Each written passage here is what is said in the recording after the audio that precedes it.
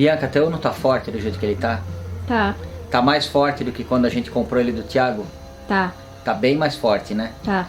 A primeira vez que a gente anda, depois que a gente faz uma modificação, a gente acha que tá maravilhoso. Depois o que acaba acontecendo, a gente acaba acostumando com o resultado.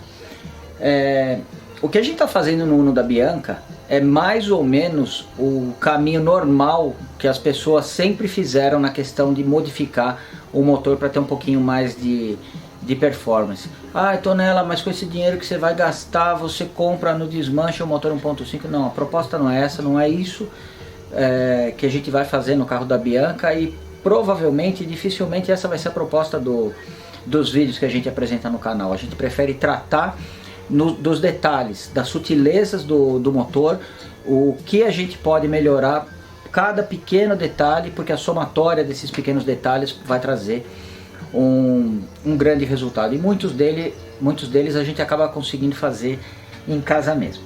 Então, para a gente recapitular, Uno Brio modelo 91, motor 1.0 mili, motor Fiasa. Dizem alguns textos na internet que ele tinha um pouquinho mais de compressão, ele tinha um comando de válvulas um pouquinho diferente, e o carburador dele era corpo duplo, era um Weber 460, que vocês já viram, uma excelente melhoria em relação ao Weber 190 na questão não somente do desempenho, mas do consumo, porque você consegue modular ali, você vai trabalhar no primeiro estágio, no segundo e assim por diante. Aproveitando o coletor, a gente fez o upgrade pelo carburador do Tempra, que ficou extraordinário. O motor passou a respirar de verdade. Antes, por mais dimensionado na época que tenha sido o carburador do o 460 com o Venturi 18 e 20, a gente percebe que ele estava bem estrangulado. E aí a gente volta naquela questão que eu tenho tratado desde o começo dessa série. O motor que qualquer montadora vai disponibilizar para um determinado carro, ele está muito abaixo do real potencial dele, por uma série de motivos. Primeiro, consumo.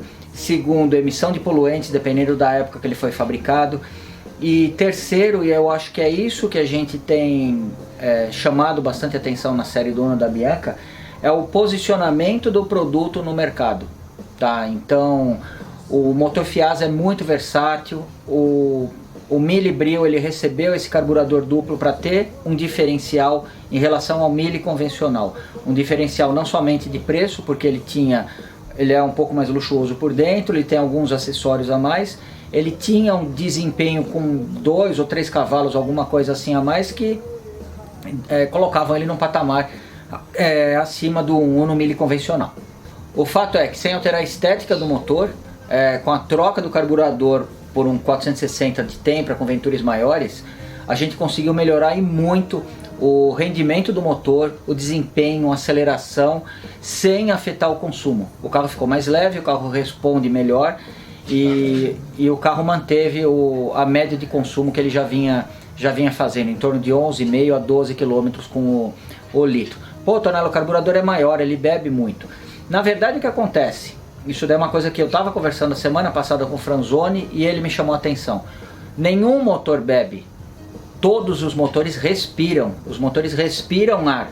A questão é que esse ar, ele já vem calibrado, ele já vem dosado com uma quantidade de gasolina ou de combustível álcool, seja o que for, pulverizado atomizado nesse ar que o motor respira, e é isso que vai te gerar potência. Por isso que não adianta nada você pegar um carburador, falar, eu quero que meu carro ande mais, vou trocar o giclê. Você está enriquecendo a mistura, você não está aumentando a massa de ar que você está colocando para dentro do motor em cada uma das situações que ele trabalha.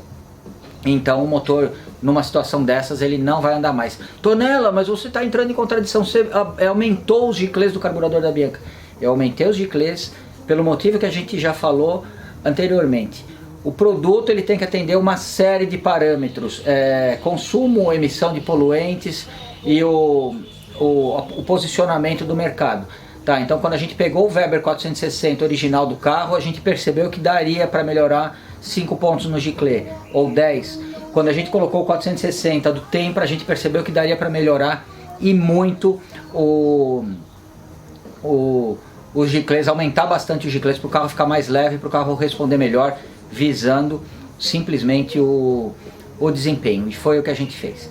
Então, o motor não bebe, o motor respira, e a próxima etapa nesse, vamos dizer, nesse processo que a gente está fazendo, é continuar fazendo o motor a respirar melhor. A gente melhorou a respiração dele trocando o carburador, que isso é o básico de quem estava nos anos 80, anos 90. Eu quero melhorar meu carro, eu quero fazer ele andar um pouco mais. O cara ia lá e colocava um carburador melhor dentro da realidade dele, da disponibilidade de coletor, da disponibilidade do carburador e da destreza, de repente, dele conseguir fazer um determinado carburador funcionar num motor que a princípio nunca tinha visto aquele carburador na vida. Enquanto no Fusca é fácil a gente imaginar tudo que dá para fazer em praticamente todas as combinações de motor a ar de fábrica. Eu tenho 1300, dá para você usar uma dupla no 1300 com uma boa configuração de giclês e Venturi que vai ficar excelente. Eu tenho 1500, também dá para usar uma dupla, dá para usar um Venturi variável. Eu tenho 1600, dá para melhorar a carburação, borboleta 34, ou então manter o carburador simples, usar um Terminator.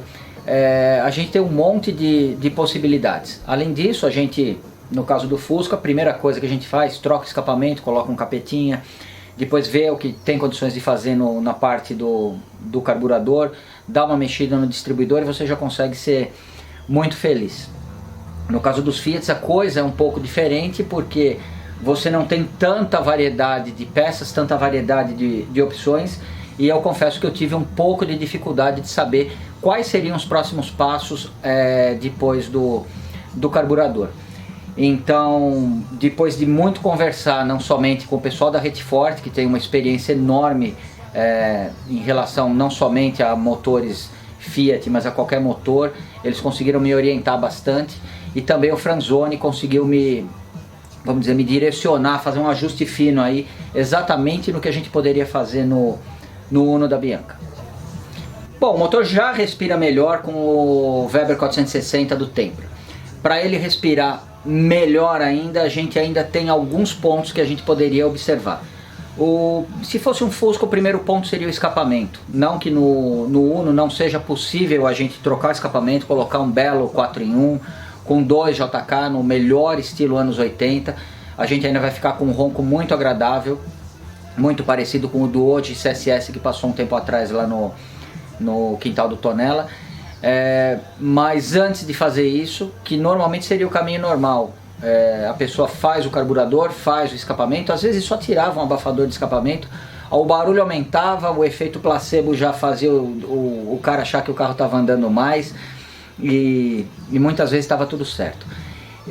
Eu não vou mexer no escapamento do motor da Bianca, e eu vou explicar exatamente o motivo. Eu não vou mexer neste momento, tá? O motor Fiasa, ele compartilha, ele é diferente do Fusca, que ele vai sempre manter o mesmo miolo, o mesmo virabrequim de 69, as mesmas bielas. Você monta o miolo de um motor do Fusca, e aquele miolo ele não sabe se ele vai ser 1300, 1500, 1600 ou mesmo 1700 com aquele kit Sleep-In, tá? No caso do projeto do Fiasa, a coisa é diferente. É praticamente o contrário. O cabeçote é o mesmo, tá? O diâmetro do pistão vai ser sempre o mesmo, do 994 até o 1500, tá? Vai ser basicamente o mesmo diâmetro. E o que muda? Muda o curso do virabrequim. Você vai ter alguns modelos de virabrequim. Além do virabrequim, muda a altura da biela, tá? E além disso, vai mudar a altura do bloco.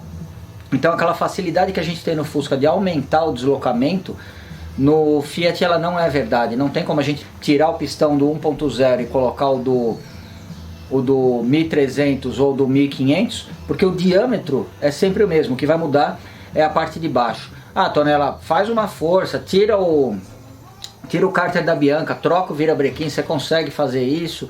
Ele vai virar 1300 ou alguma coisa assim? Não vai, porque a altura do bloco também muda, tá? Então, provavelmente numa questão ali de facilidade de produção, eles optaram por esse caminho.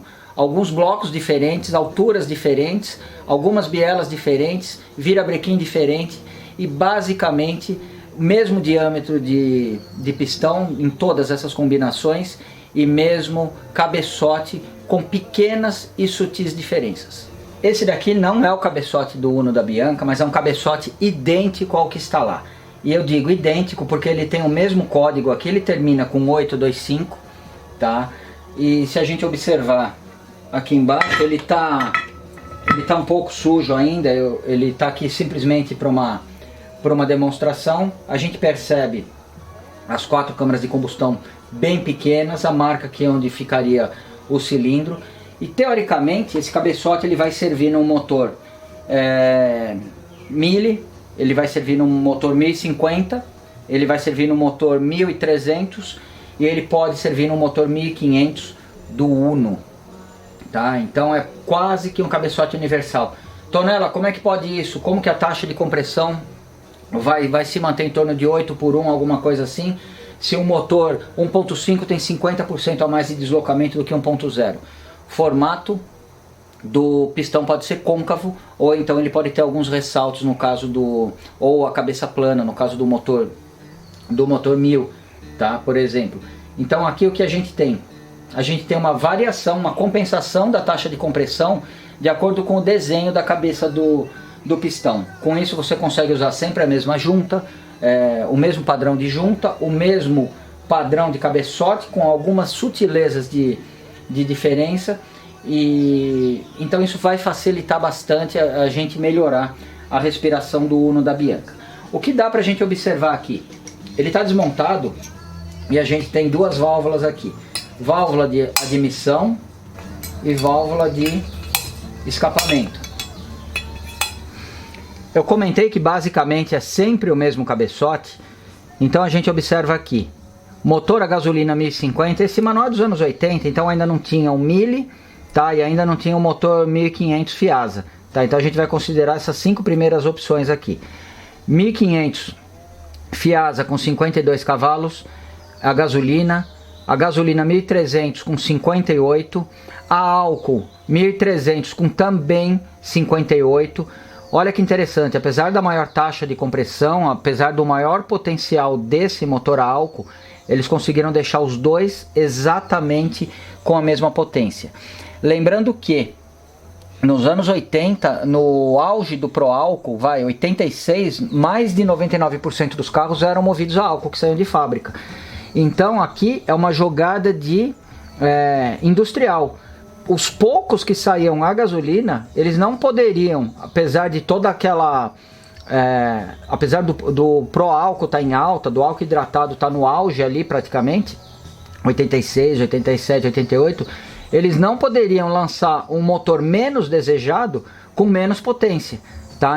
Porque senão já não ia vender nada mesmo. Então eles tinham que tentar fazer os dois caminharem juntos. Essa é a minha impressão quando eu vejo 2 motores com combustíveis diferentes exatamente com o mesmo valor de potência. Eles não queriam perder mercado nem para quem queria ainda ter ou precisasse ter um motor a gasolina. Mas enfim, vamos seguir para cá. O mais interessante de tudo, existiu um motor 1300 Fiasa a gasolina com 70 cavalos e um motor a álcool 1300 também com 70 cavalos. Esses aqui provavelmente iriam nas versões top de cada uma das linhas. Seria o 147 talvez o Rally, o Uno talvez aquele SX e assim por diante. Então se a gente observar todas as medidas, eu estou só na parte do cabeçote, tá? Eu poderia estar na parte de diâmetro de cilindro, a gente vai colocar lá só para matar a curiosidade. Mas aqui a gente percebe as medidas de guia, as medidas de sede, mas eu quero chamar atenção para essa parte. Válvula de admissão, tá? Válvula de admissão 33.85 até 34. Válvula de admissão, basicamente 34 milímetros de diâmetro. E o que é mais interessante, somente nos 3 primeiros motores, no 1050, no 1300 de 58 a gasolina e no 1300 a álcool de 58 cavalos também, eles têm uma válvula de, arredondando, 34 milímetros.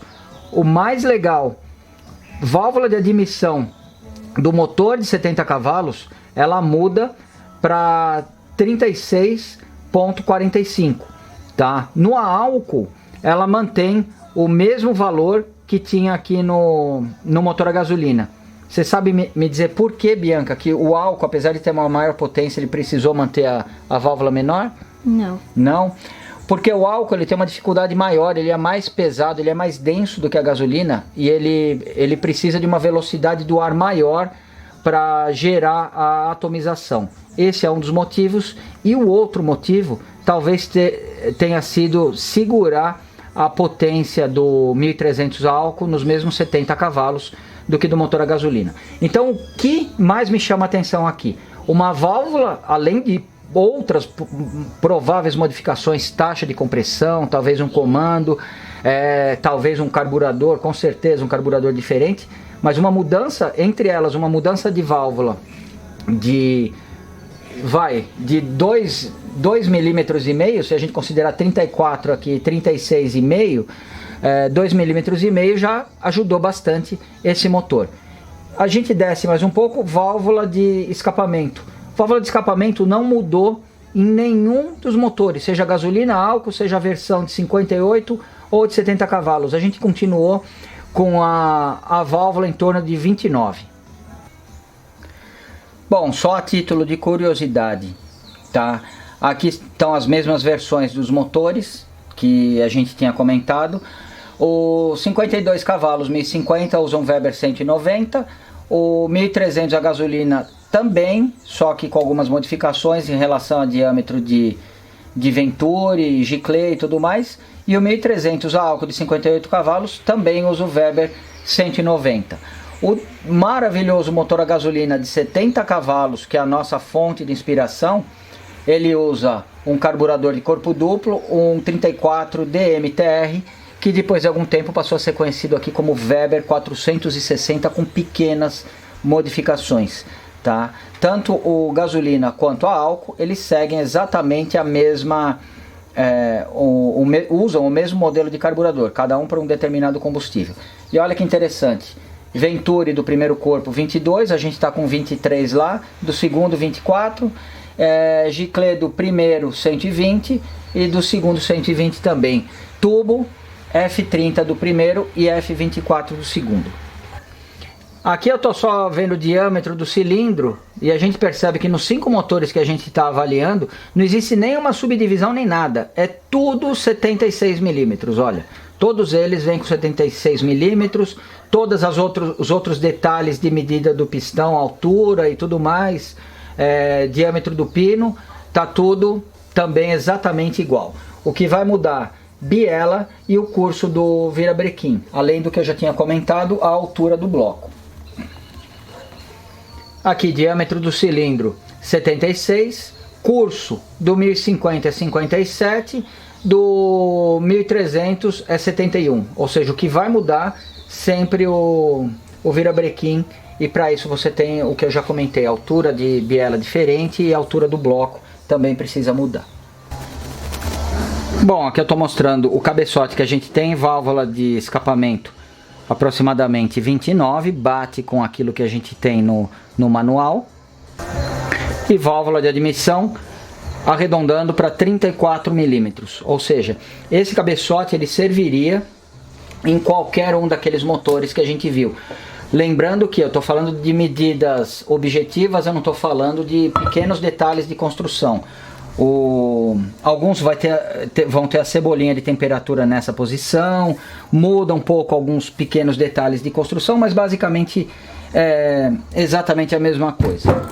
Então eu estou com esse cabeçote não só para a gente poder mostrar a peça desmontada, mas para a gente poder mostrar o comando de válvulas, que também é bem interessante.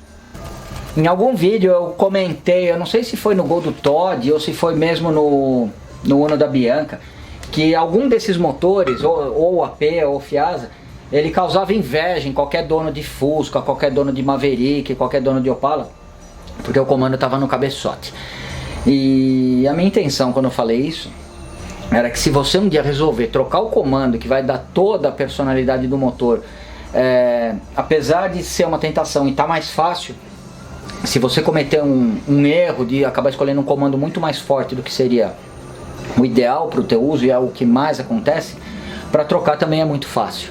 Tá? Você troca um comando em provavelmente 2 ou 3 horas, com ajuste de pastilha e tudo mais. Eu lembro que alguém comentou: não, eu não tenho inveja desses carros, eu estou muito contente com o meu Opala, que não sei o que.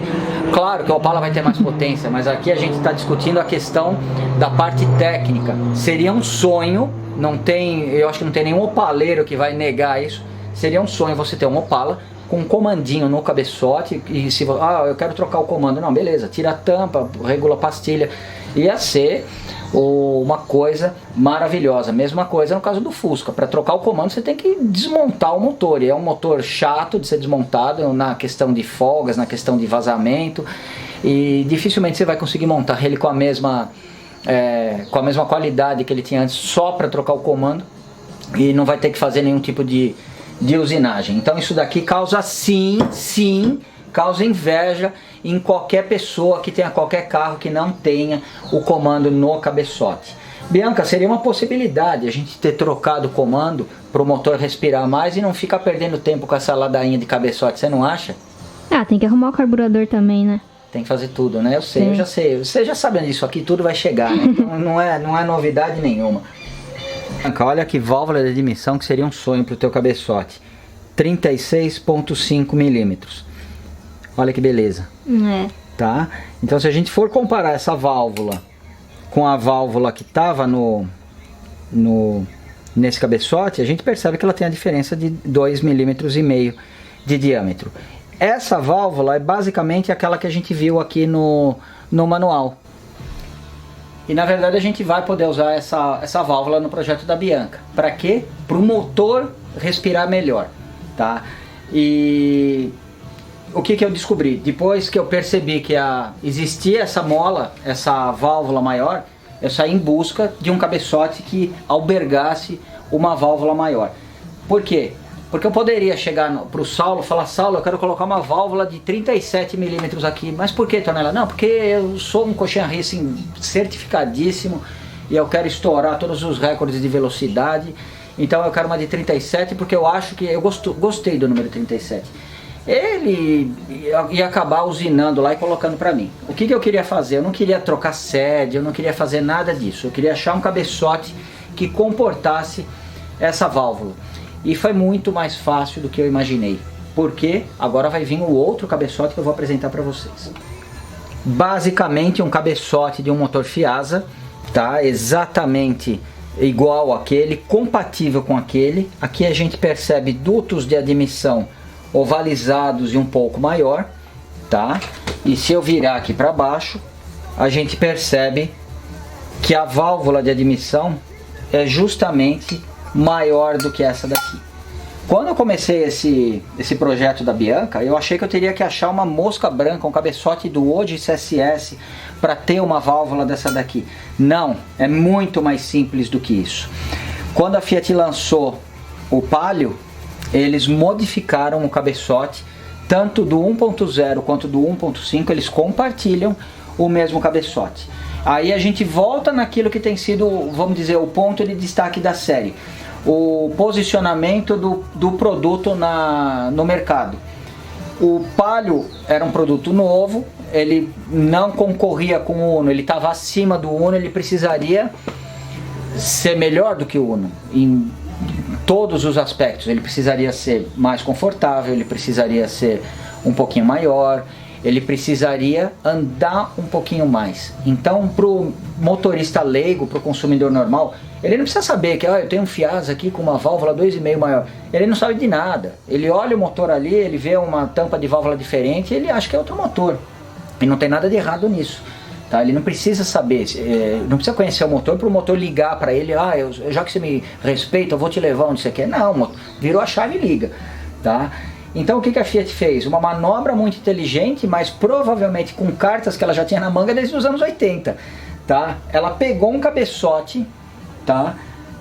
Provavelmente daquele Uno a gasolina de 70 cavalos, que já usava essa válvula maior, e colocou tanto no Palio. O Palio da tua mãe, quando a gente desmontou o cabeçote no final de dezembro, era exatamente esse cabeçote, mesmo código da fundição aqui em cima. Então ele tem uma válvula de 36,5, tá? Porque 2,5 mm maior do que a do Uno. Aqui qual que é a vantagem de você já usar um cabeçote desse? Ele já está com a sede montada de fábrica, já na medida certa. O duto ele já tem vamos dizer, ele já é usinado aqui no tamanho certo. Aproveitando que a Bianca está aproximando, eu só vou levantar um pouquinho para a gente ver a qualidade da usinagem de um cabeçote original. Isso aqui é um cabeçote original da Fiat. Tá lembrando que aqui já é de um Palio, isso aqui já é meados, final dos anos 90.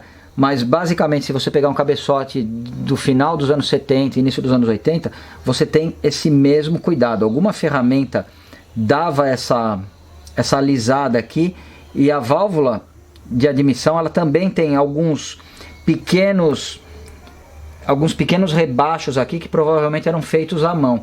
Tá? É praticamente um blueprint de linha de produção. Tá? Isso daí é uma coisa que eu sempre admirei nos cabeçotes da Fiat. Se você pegar os carros modernos, os carros de hoje, eles seguem desse padrão para cima. Ou seja, a Fiat já estava inovando nos anos 70 na qualidade da usinagem, na qualidade da fundição. É uma peça realmente muito bonita. Então 36,5. Agora a válvula de admissão, a gente viu no manual que ela era a mesma para todos os motores. Opa! Parece que tem alguma coisa de errado, parece que ela ficou menor. E realmente ela ficou menor, porque essa daqui ela tem 29, mas a válvula de escapamento do Palio, ela tem 31 mm, ela é 2 mm maior do que a de escapamento do Uno. Então essa daqui, ela vai encaixar perfeitamente. Bom, então as duas válvulas aqui foram praticamente a última cartada da Fiat para poder usar o querido Fiazinho aí por mais alguns anos, e movimentou todos os Palios e derivados aí por toda a década de 90. Acho que até o início dos anos 2000 ainda saiu alguma coisa com esse motor. Aí depois veio o motor Fire. Tá? Então,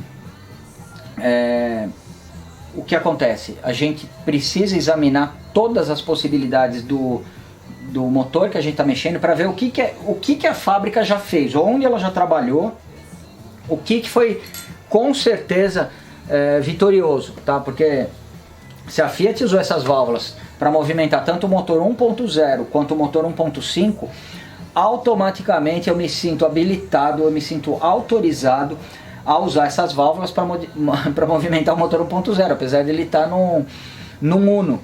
Tá? E eu tenho aqui uma vantagem que nenhum Palio tem. Eu tenho um baita carburador, tá? Não sou contrário à injeção, não é nada disso, mas um carburador respira bem, um carburador respira com saúde, tá? A injeção simplesmente está dosando o combustível ali para o teu carro te levar do ponto A ao ponto B. Principalmente essas injeções aí dos anos 90, que na época eram vanguarda, mas elas não se comparam aos sistemas mais modernos de hoje, tanto na questão de consumo, na questão de eficiência e na questão de emissão de poluentes.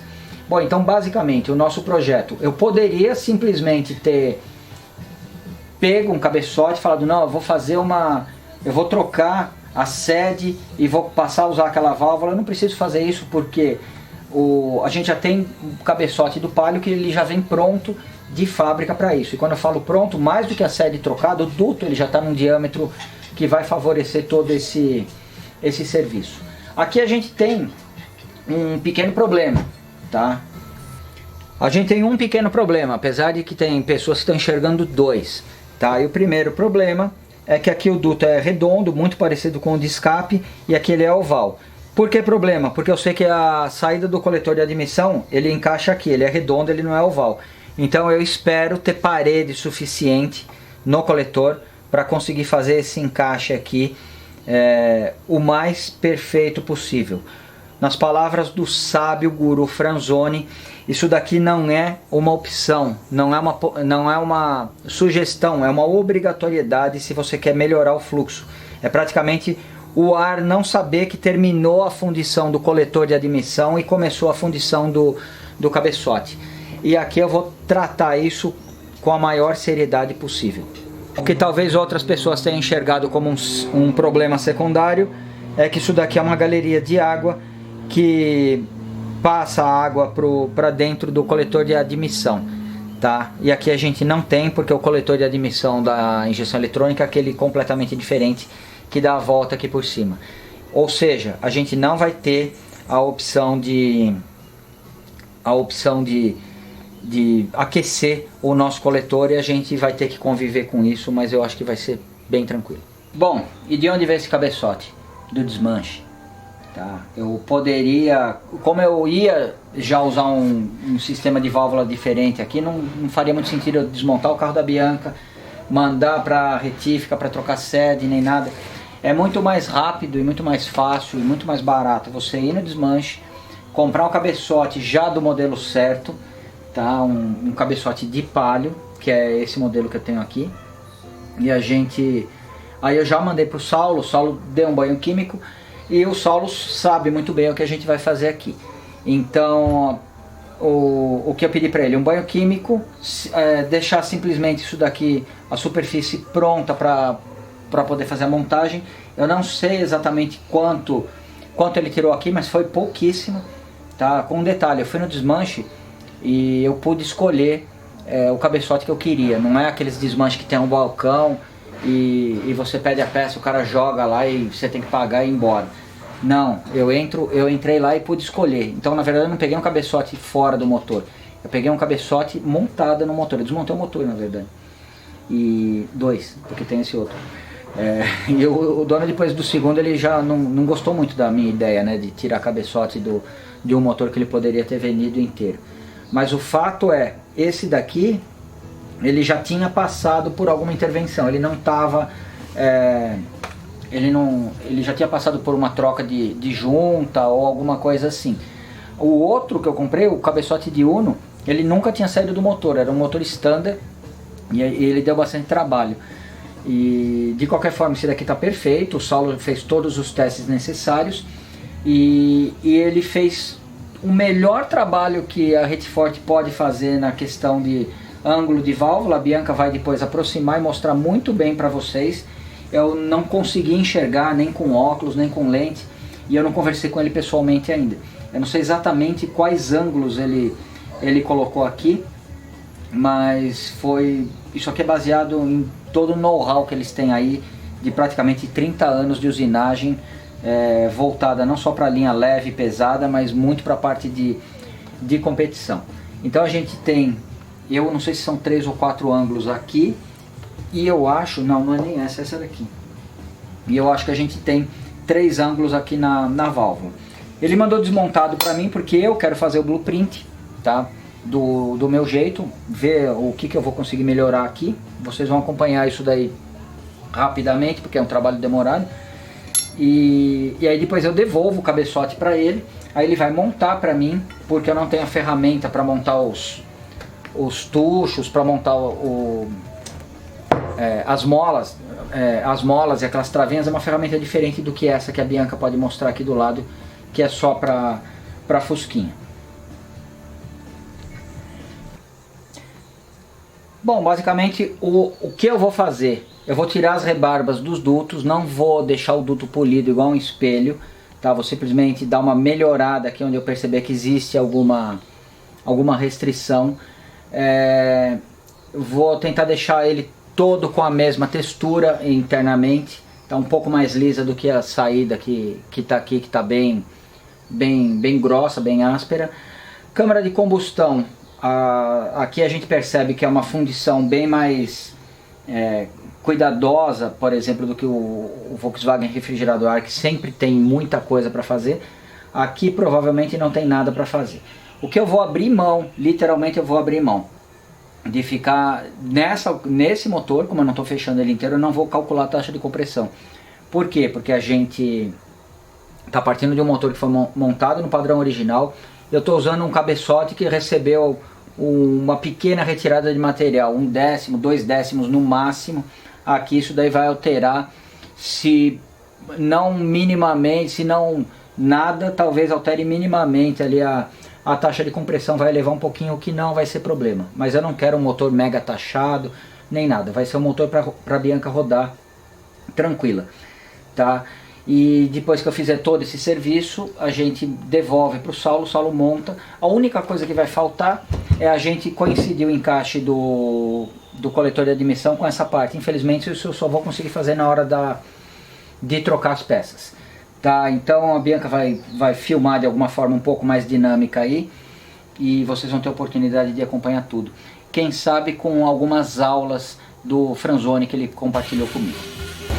Tonela, vamos lá. Como em qualquer motor, tanto de corrida quanto mais de rua ainda, né? O que a gente tem que fazer, só para entendimento, né? Eu sei que você já sabe, mas vamos reforçar esse conceito, tá? Vamos pegar desde o começo da abertura até o levante máximo do comando, beleza? Então vamos lá. No momento que a válvula começa a abrir, tá? Até mais ou menos o meio do levante do comando, tá? Isso é bem grosseiro porque existe uma conta específica para isso. O que mais interessa para a gente é apenas o momento da abertura da válvula, ou seja, a os ângulos da sede de válvula, a fresta, melhor dizendo, que a válvula faz com a sede. Esse cara é o mais responsável, é o maior responsável pelo enchimento do cilindro, né, nesses baixos levantes, tá, do comando. Depois do meio, também de novo, a grosso modo falando, chega o momento que a válvula já está começando a passar do meio do levante, né? Que se você pegar toda essa área que pode ser chamada de cortina de válvula, essa área toda ela vai ser maior, do que o próprio duto, tá? Então o que vai acontecer? Nessa hora o duto passa a ser a limitação. Então, até o meio do levante, de novo, eu deixo bem claro que isso é grosso modo, porque existe uma equação por trás disso, tá? E é uma equação que não é de primeiro grau, porque o formato do levante do comando, ele vai causar uma equação matemática aí que não vai ser de primeiro grau. Mas vamos lá, vamos considerar que seja até o meio do levante. Então, comecei a abrir a válvula, tem uma frestinha bem pequena, uma área de passagem de toda a massa de ar muito pequena, isso falando da admissão. Abri mais um pouquinho, ainda uma fresta ainda pequena. Abri mais um pouco, fresta pequena. Chega um ponto que essa área já começa a ser limitada, não mais pela fresta. A válvula já abriu tanto que a fresta não está limitando mais nada. Quem está sendo o gargalo é o duto. Então é nessa hora que entra um duto, quer dizer, todo o coletor, desde o carburador, desde do monopólio, do TBI, que seja, até a válvula, nesse momento é que vai fazer valer toda a parte de admissão do carro, né, do veículo, do motor. Então, nessa hora é que a gente começa a migrar para o modo racing da coisa, tá? Então, se fosse um carro de circuito, ou tivesse um comandão que precisasse girar bastante, esse duto ia começar a ser limitação. Por isso que eu sou inimigo número 1, isso deixo bem claro, até se você quiser usar esse áudio, eu sou inimigo número 1 de abrir duto, para Opala e para qualquer tipo de carro, desde que não vá girar. Se não vai girar, não tem necessidade de abrir duto, né? Normalmente, os dutos já são superdimensionados para o RPM, onde vai haver a potência máxima do carro original de fábrica ou até pequenas aplicações esportivas, tá? Então, a fresta de válvula é a fresta que a válvula causa com a sede. Esse é o responsável pelo enchimento do cilindro, esse que vai encher mais rápido, esse que vai facilitar o fluxo em baixos levantes, e é aí que você vai ganhar, tá? Então, como é que você vai ganhar nesse ponto aí? Através de ângulos, você deve ter o assentamento aí de 45, então o ângulo de 30, mais um ângulo de 15, de repente o ângulo de 7,5, todos esses ângulos que vão coincidir com a superfície da câmara de combustão, esses ângulos são os responsáveis por essa parte do fluxo nesse levante, nessa abertura de válvula, tá? E aí vai ter um cara na válvula, se você olhar a válvula, ela tem a margem, que é aquela parte reta, ela tem a parte do assentamento, que é 45, e normalmente ali já começa um raio que vai em direção à haste de válvula, né? O que é legal ali, que ganha muito para você fazer ali, é você fazer um outro ângulo para ajudar o ar ali, tá? Então, imagina que o ar está descendo ali em volta desse raio da haste com a válvula. E aí vai ter um ângulo, de repente ele vai ter que fazer um ângulo de 45 de uma vez. Porra, vamos ajudar ele, vamos fazer um angulinho de 30, um angulinho de 35, para desse raio ele migrar de uma forma suave e depois ele ir para o 45. Então fazer uma progressão para ele, né, para ajudar ele a fazer essa curva.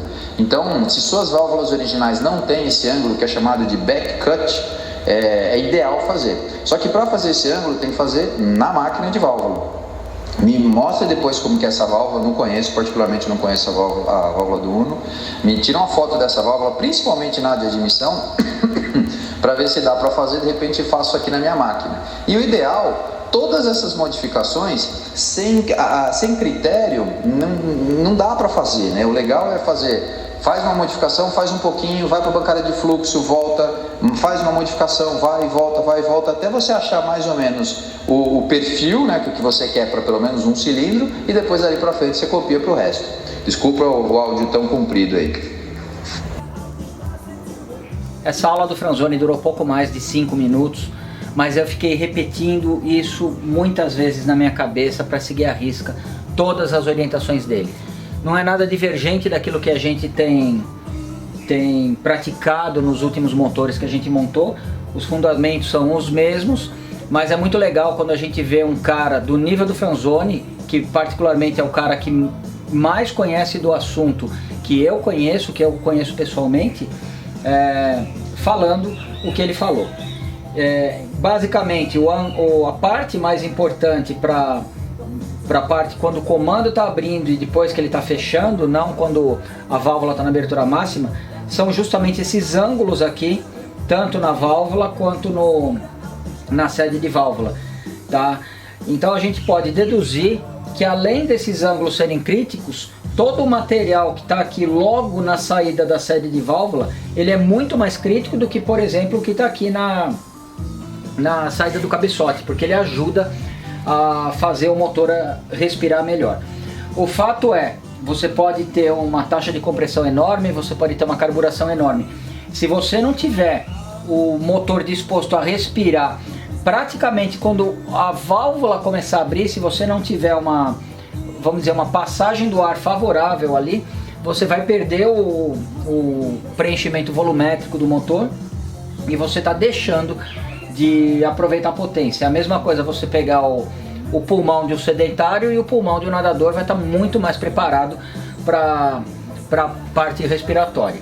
Bom, o que eu percebi de imediato, foi muito mais fácil trabalhar nesse cabeçote do que em um refrigerado a ar.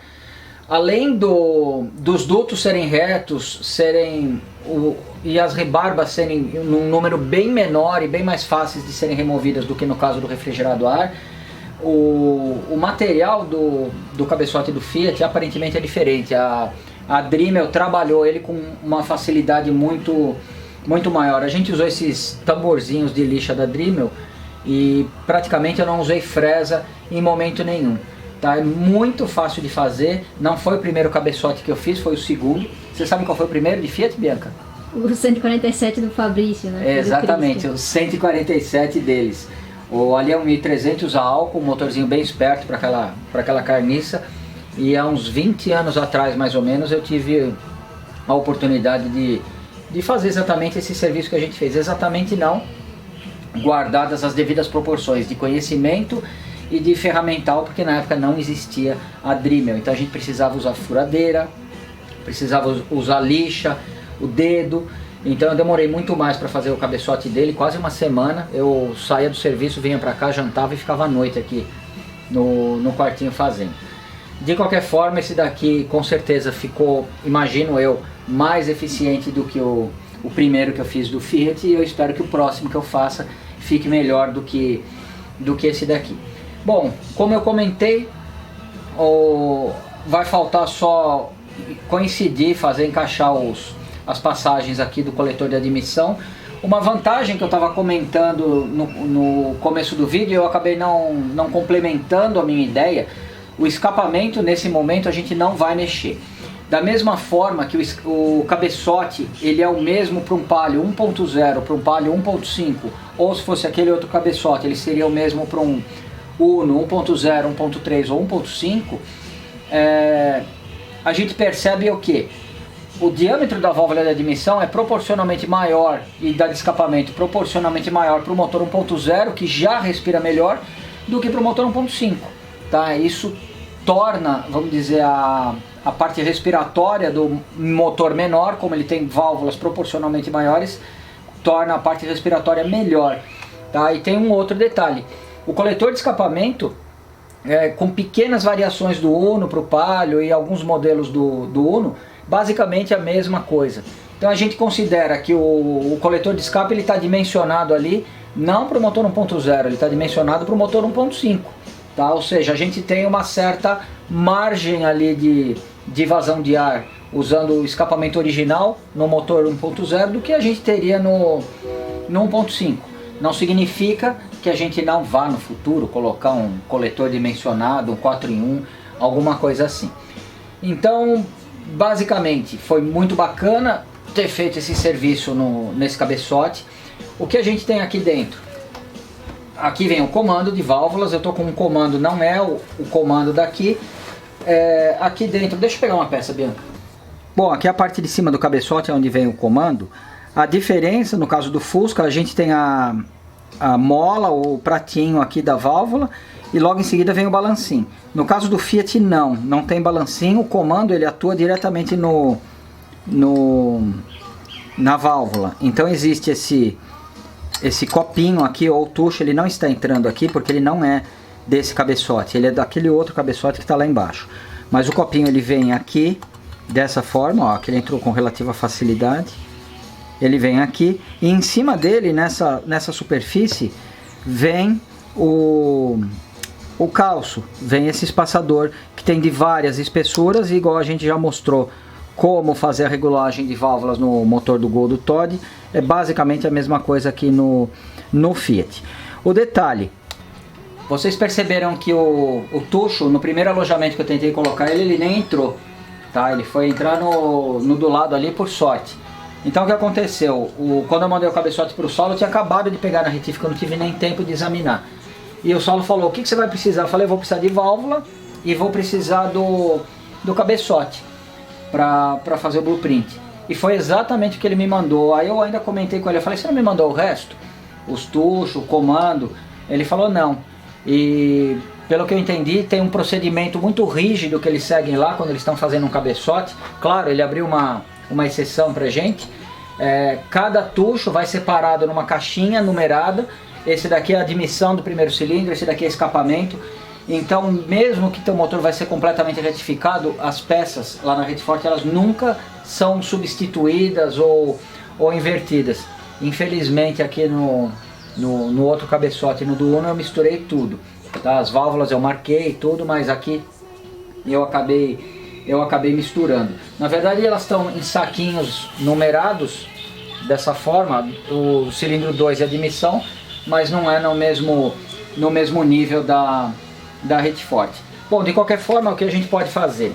A gente pode pegar o comando que eu tenho aqui embaixo do outro cabeçote e mostrar mais ou menos a posição que ele vai aqui, tá? Ele vai vir encaixado nessa posição. Essa é um grande ponto positivo desse motor, do AP. Se você tiver com o motor instalado no carro, eu quero virar um coxinha racing amanhã, você tira o comando, substitui, faz o ajuste das folgas das válvulas e consegue ser muito feliz. Então a gente tá com o cabeçote pronto, ele vai voltar lá para o Saulo vai montar pra gente e assim que ele devolver a gente consegue fazer a montagem no Uno da Bianca. Aí o Uno vai ficar parado uns 2 ou 3 dias, eu não sei qual a dificuldade que eu vou ter para fazer o casamento entre o coletor de admissão e esse cabeçote. Eu espero que nenhuma dificuldade, espero que dificuldade zero, tá? Eu espero que só facilidades. O motor dela vai finalizar, poderia ter sido montado pela Fiat e provavelmente isso daqui passou pela cabeça de muitos engenheiros que trabalhavam lá quando eles lançam o 147 Rally, o Wood CSS, com a diferença de deslocamento. Com certeza ali eles tinham tiveram uma liberdade nos anos 80 para fazer o hoje CSS, que eu acredito que hoje não existe mais espaço dentro da indústria, mas a gente tem a liberdade de fazer alguma coisa parecida aqui com peças da Fiat. Então eu considero que o Uno Brio da Bianca poderia ter sido montado pela Fiat. Tem um carburador na mesma arquitetura do original dele, só que com ventures maiores.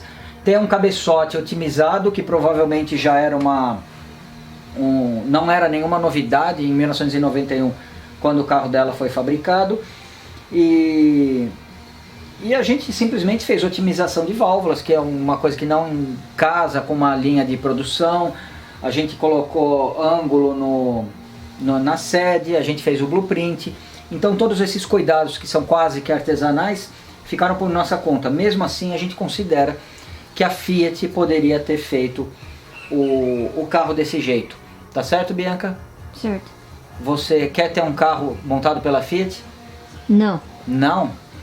Então faz o seguinte, vai buscar o guarda-chuva. Bom, a gente fala guarda-chuva porque o dia que a gente chegou com isso aqui em casa, tava todo embaladinho, a Kátia perguntou o que era e a gente falou que era um guarda-chuva, que o Todd tinha comprado, era presente, aquela coisa toda, e ia ficar guardado aqui.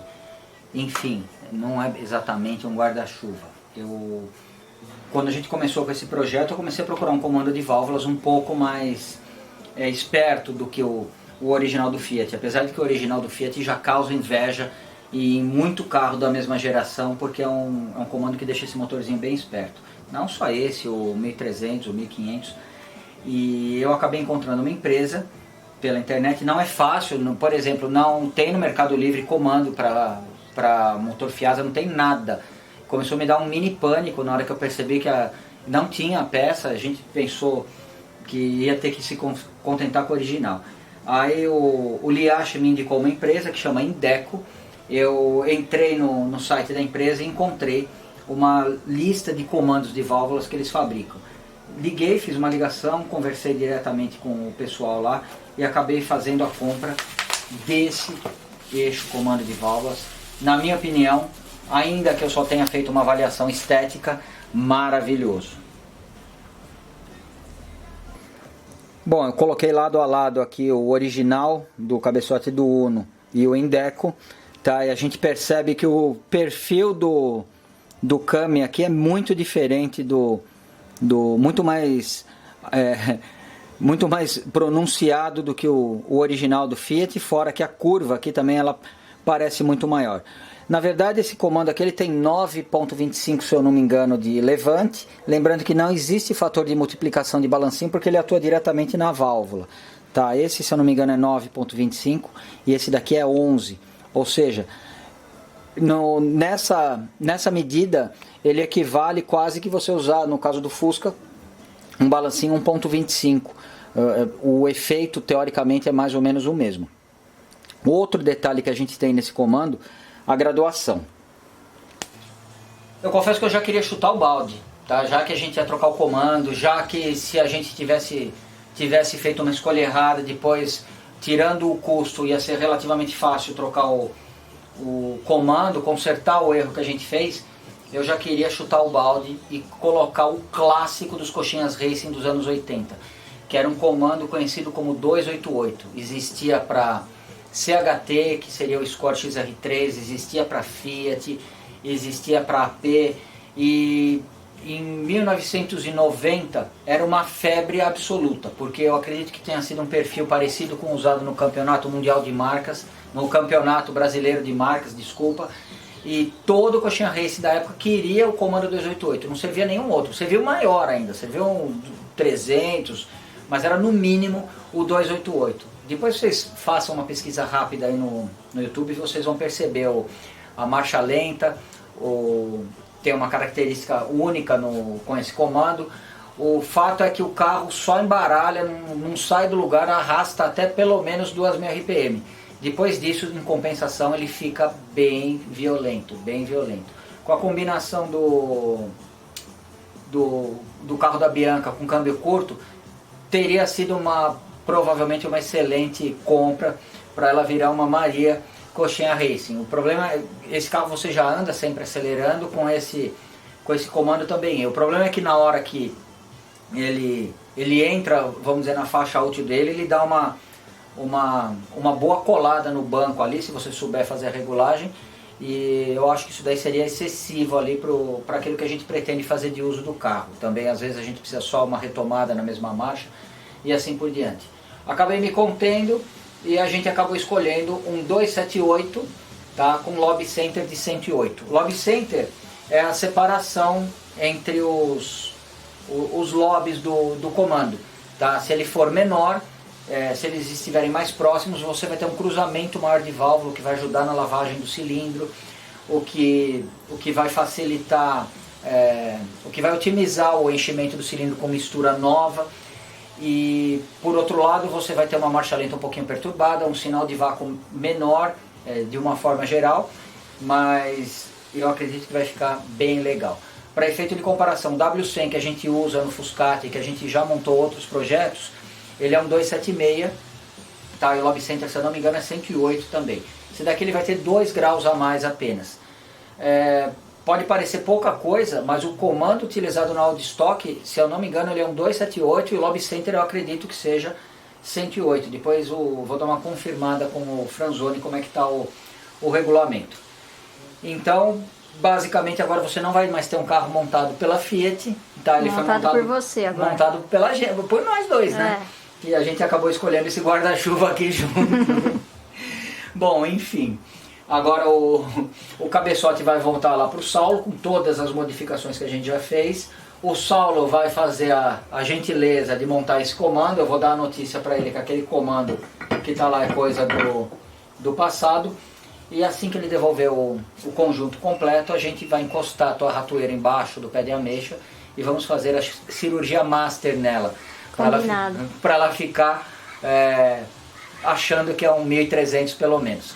Tá legal? Bom, tudo que a gente está fazendo aqui tem um custo. Provavelmente muita gente que vai assistir o vídeo vai questionar, mas Tonela, mas vai continuar 1.0, e quanto foi esse comando, e que não sei o que, fora o carburador, porque não vale a pena, que não sei o que.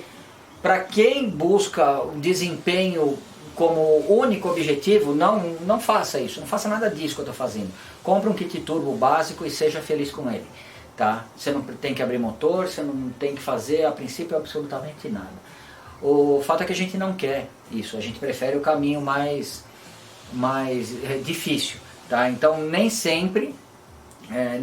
nunca o investimento de tempo e de dinheiro vai corresponder em cavalos. Aqui eu não assumi compromisso com ninguém que a gente faria uma competição, não, vou montar com o menor custo do planeta o Uno Mille Bril mais canhão do universo, não é nada disso. Eu estou otimizando o motor dentro daquilo do meu conhecimento, dentro do conhecimento que a gente tem o privilégio de receber toda a experiência da Rete Forte, a experiência do Franzoni, e a gente vai escolhendo como é que vai ser a nossa receita. Com certeza o motor vai ter um temperamento diferente, muito diferente mesmo de um 1.300 Fiat original. Tá, vai com certeza ser um motor com vamos dizer, uma característica esportiva, e eu espero que você goste bastante. Mas para deixar claro para quem está assistindo, não existe equivalência ou relação custo-benefício, nada disso. Isso daqui é um projeto dentro de alguns parâmetros. Vai continuar sendo aspirado, eu fiz blueprint, eu coloquei ângulo de válvula, e cada um desses detalhes ele tem um custo, muitos deles são baixos, mas às vezes quando você soma todos, de repente você vai falar, não, pô, poderia ter colocado um kit turbo. É só colocar, tá? É só você escolher qual é o caminho que você quer seguir e ser feliz nele. O nosso caminho, no Uno da Bianchi em particular, é esse daqui. Um motor que poderia ter sido montado pela Fiat, que com certeza muita gente que idealizou isso daqui provavelmente testou tudo isso que a gente está fazendo, ângulo de válvula, blueprint, um mega carburador aqui, tá? Então é um motor que poderia ter sido montado pela Fiat com um guarda-chuva da Bianca. Basicamente é só isso. Franzoni, obrigado, tá? Vocês que gostaram de ouvir o ensinamento do Franzoni e ainda não conhecem ou não seguem o Franzoni no Instagram e no YouTube, estou deixando os links na descrição do vídeo. E a mesma coisa para a Rete Forte. A gente aqui tem o privilégio de não ter que quebrar a cabeça, chegar para o Saulo e falar: Saulo, eu preciso toda a tua experiência nesse cabeçote. E a gente percebe só pela aparência das válvulas, a Bianca vai tentar dar uma boa aproximada aí, para a gente perceber o multi-ângulos que eles foram capazes de fazer. E eu observei que são as válvulas que estavam no cabeçote, porque o cabeçote estava realmente em ótimo estado. Saulo, Retiforte, muito obrigado. Franzoni, um grande abraço. Bianca, montado pela Fiat com o guarda-chuva. Até a semana que vem.